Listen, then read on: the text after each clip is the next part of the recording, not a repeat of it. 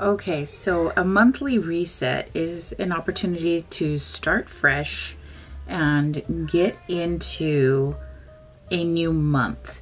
And it all starts with creating some habits that you do at the end of a month, at the beginning of a month. And it's in 7 steps. And I got this from theintentionhabit.com. And if you check out their website, they have a whole lot of things that you can check out about monthly resets and just different habits that create good, mindful ways of working things out. So here, if we take a look at the monthly reset list, number 1, of course, is to have a reflection on the previous month. My previous month did not go so well when it comes to our budget. When it comes to our budget, we overspent. We spent way too much. And when it comes to that, it is what it is. We have to try not to have it happen again. The next one, of course, is the brain dump. The brain dump, I think, is super important. When it comes to this is kind of like getting everything that's in your mind and just writing it out. So when in doubt, write it out. And when it comes to a monthly schedule, I'm going to just have to do my filming on the weekends when I can. This has not been easy for me. For some reason, I just have not been finding the time. And then if I have time, it's at night and I'm already tired. I'm already done with the day. I'm good to go to bed. I think what I'm gonna do is just kind of plan on the weekends for this. For number 4 is to set goals and intentions for the month. I've already created those goals and my intentions, so hopefully we can just go with that. Evaluate your finances. Yeah, that's what I'm gonna try to do, but it's very difficult when you're the only person who's doing it, and I don't know how else to say it, but you know, that's what it is. Reset your home. I've already done some cleaning. I've already moved some things around. My husband's doing some organizing. And so I'm just trying to see if maybe I can create some zen. But I have not been having enough energy to do anything, which is not a good sign. So I probably need to do some exercising. And then a digital reset is just emptying out all of my mail. But I did that on Friday. So I kind of do my digital reset every Friday before I come home for the weekend. I check my list, I check all the stuff. And that's why I hate getting work emails on the weekend. And one of my coworkers loves to send out emails in the weekend. And it just frustrates me so much because I don't want to think about work on the weekend. I am just focused on home, the things that I want to do in my personal life. And, you know, it can be very frustrating. But anyway, yes, so hopefully if I get through this, if I get through my monthly reset, it'll help kind of calm things down and I can be here in April getting stuff done. I already had done my April setup for my notebook. I've taken time to put it together. And this was me doing what my goals were. So I'll go ahead and I'll just kind of share that with you a little bit. So what do we want from Q2? This is season 4. I finally want to do a 500 subscriber giveaway for sure. I have the stuff, and so I'll talk more about it in a little bit. All right, everybody, guess what? We're going to be talking about our 500 subscriber giveaway. That's right. I snuck into my own video to go ahead and give this announcement. So we are going to go ahead and give. All right, so we are going to go ahead and work with our 500 subscriber giveaway. You must be publicly subscribed to my channel. You must be 18 years or older. You must be willing to give me your address in order for me to send out the prize to you. You must comment and like this video, and you must use the following hashtag, budget stuff. Hashtag budget stuff. And that will give you an opportunity to win what's inside this lovely box. So what is inside this lovely box? You will receive This is a cash breakdown slip. It is laminated. I got this from Miss Nikki Budgets as a freebie, and I have 3 of these, so I would like to share one with you. Also, this is a money bag, so that way you can be putting your cash when you go to the bank or when you withdraw money from the ATM. This here is the beautiful purple binder. I know I wanted to use this, but it just wasn't my favorite color. And so now I'm giving you an opportunity to win it if you are interested in it. I did put vinyl on here from using my Cricut, so it has a beautiful little kitty cat on it. And then on the inside, I am also giving away some extra Post-its that I had. So if you are interested, you will be getting these here to help you with your budgeting. And then take a look inside. We've got some laminated envelopes, multicolor. There's 5 of them, so if you want to use them, you can. They are there for you. So yes, this is for our giveaway. So 500 giveaway, 500 subscriber giveaway. Thank you for everybody who has been here on my journey. Thank you for being here. Thank you for always commenting, saying wonderful things to me to help me get through my day and helping me be motivated and stay motivated to pay down debt. So if you are interested in winning this prize, make sure that you comment down below, #budgetstuff. And you know what? Why don't you go ahead and also tell me what your goal is for the Q2 of 2024. Just one goal. Tell me what one of your goals is. And make sure to put the #budgetstuff. I will choose a winner on April 13th. So be ready.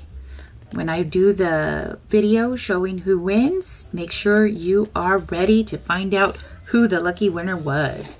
Okay, we'll see you guys. Bye. I would like to pay off the Amazon credit card in Q2. I would like to rebuild the emergency fund. It has gone down a lot because of other purchases and just needing to try to make up for it. Rebuild the car maintenance, also had to borrow from that, and so we got to figure out how we're going to be rebuilding these things while keeping other people happy. Do a better job tracking the GDGS. I did not track it at all at the end of Q1. So what I did to kind of help with that is I've already put it in my notebook because I had not been putting it in, and by the time it came around to when I needed it, it wasn't there, and I'm like, no, I'll do it tomorrow. I'll do it tomorrow. And I kept setting it, you know, for later, and that's not good. So what my plan is that when I do my budget with me, then I'm going to also put in my GDGS tracker. So if you're interested in the GDGS tracker, I do have this on my Ko-Fi, so check it out. And I want to be more consistent with my videos, and that's why I'm saying I think I just have to record everything on the weekend, do my editing on the weekend, and then have them set out for the week. But I don't want to take the whole weekend doing it because I do want to spend time with my family. So I have to really prioritize when I'm going to do it and when the best time is. And then I would like to interact with more people in the budget community. But, you know, I know that I also don't have a lot of time during the work day because I am at work from, let's say I leave the house 7:30 in the morning. I am at work all day long, except for the occasional time when I can come home during lunch. But, you know, most of the time, but anyway. And then, like I said, I want to start journaling because I need to stay focused, but I just simply can't these days. Try and complete Q2 in this journal. I am running out of space. If you can take a look at that. I've already used up a good chunk of it and I don't have that much left. And so, yeah, I need to work on that. So that's what my goals are. This is also my goals, thoughts, and moments. I did put it here that I want to make for April. I want to make another big payment towards Amazon. I need to give myself grace, but at the same time, I need to pray because it's not going to happen on its own. I need to save for the May birthdays, so I got to figure that out in the budget, how we're going to do that. I started the mystery savings challenge, and that's really awesome. I'm happy about that because that's going to go towards debt. And then I need to plan better for the 2-week spreads because it's still not working. And, you know, I'm expecting change, but nothing is changing. And I have to do something. I really do, because it's starting to get very frustrating. And it's like, if it's the 2 weeks, then I can't have sinking funds. And if it's the 2 weeks, I can't do any of this because everything has to go towards groceries, towards spending, and towards dining out. That's all there is to it. So as much as I try to save up for other things, it doesn't work. So, you know, I hate to be a negative Nancy, but it's just not working. So I'm going to have to see. I'm going to have to see. I don't know. I haven't been feeling good about this. And then the last thing I was going to talk to you guys about is this right here.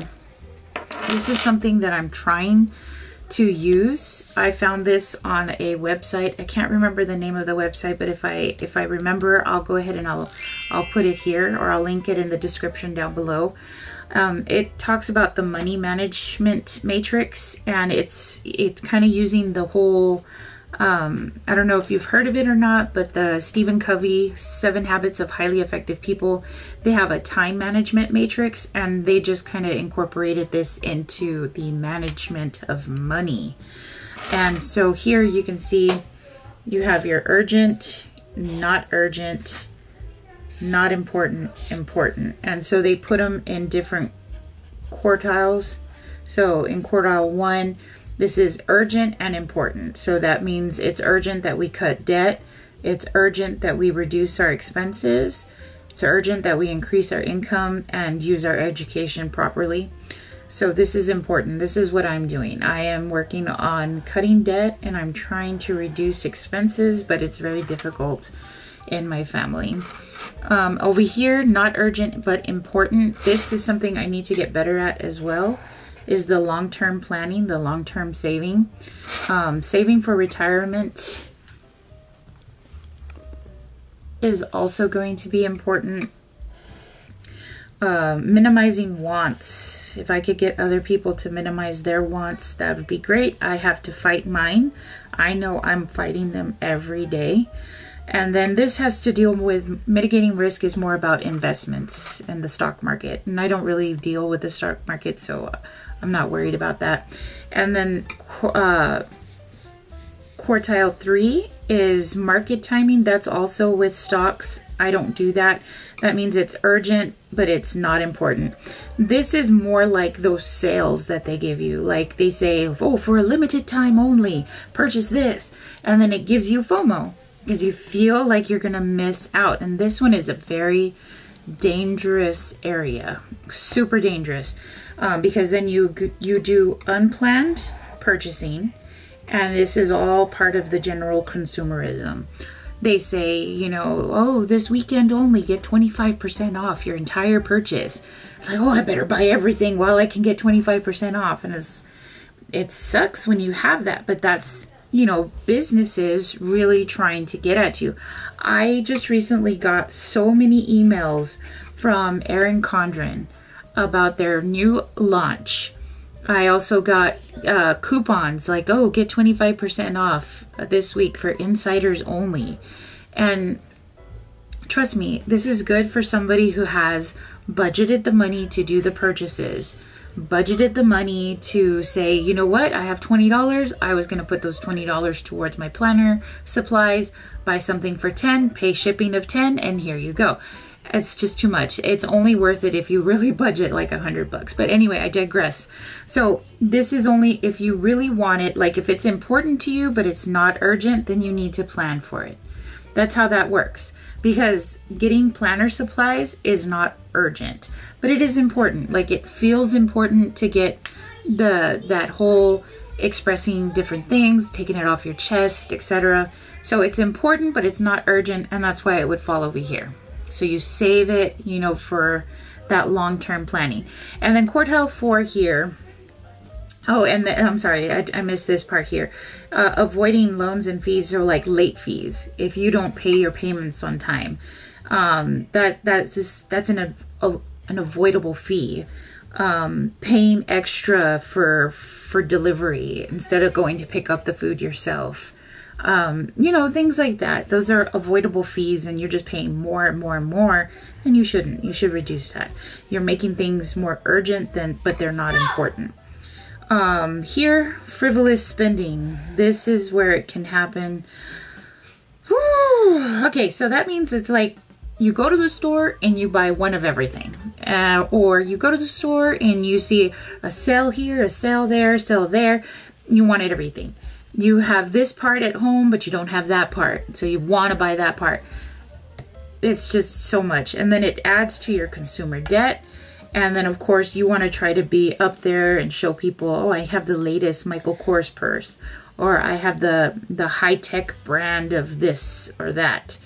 Oh my God. It's just stuff that we have to get over. So this here is kind of helping me see. So when I'm going to make a purchase, I'm going to have to ask myself, is it urgent and is it important? If it is, then what I have to do is I have to reduce my expenses so that I can cover whatever that is. Urgent and important is like, let's say that I have an emergency come up. Well, then I have my emergency fund for that. But that's where you have to look over here too for the not urgent. Not urgent is long-term planning. So it's, I don't have any emergencies right now, so I need to save for when there's an emergency. Just because you have money doesn't mean you should spend it. And that is a mindset that some people just can't get over. And it's very difficult for me. I'm sure it's difficult for others. But just because you have money doesn't mean you should spend it. And just because you can get credit doesn't mean you should use it. And it's just something that is just so frustrating to me that we live in a world where they build you up to fear that you're going to miss out. And then, of course, who's the one missing out is your bank account, because all the money be disappearing. But anyway, so these are the last final thoughts here. So just because something is on sale for a limited time doesn't mean you have to get it. Look for a better way to save up for sinking funds. Find a way to save for those things. It's the long-term planning. And I think this is where I need to be. So I need to minimize my wants and I need to be able to save. Okay. So that's that. That's all of that. I'll be doing my next video of my budget with me for April 10th. I'll be taking care of that soon. And hopefully we'll be able to take care of all of that. So here's to hoping that April treats us better and we treat ourselves better. Okay. All right, guys, this is the end of the video. I'm going to go ahead and let you go. I'll talk to you all later. Make sure you like, you comment, you subscribe. We'll see you in the next one. Bye.